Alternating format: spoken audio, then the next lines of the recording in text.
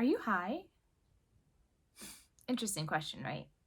This was the question I got a few years ago after Mass, when this high school kid came up to me and, well, asked me if I was high. And I said, no, why are you asking?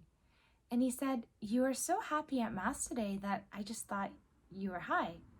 And I said, I had just spent an hour with God and there couldn't be any other source of joy besides being there in the presence of the Eucharist.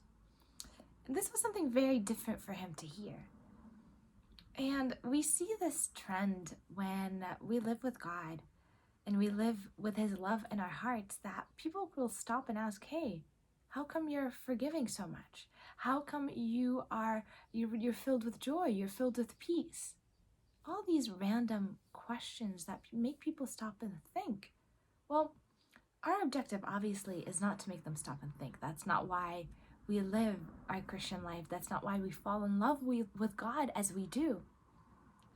But when we do that, we get that grace of helping people see him, because all these questions, they're opportunities for people to get to know God.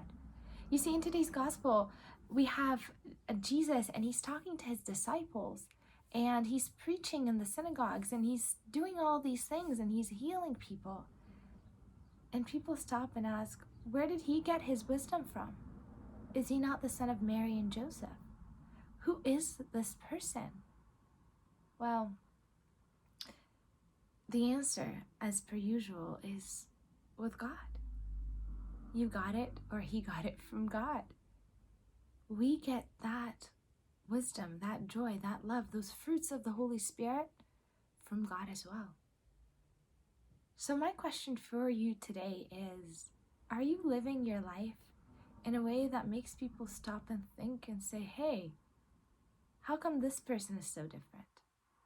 How come this person's filled with love, filled with joy? What's their secret? And at that moment, you can turn back around and say, it's God.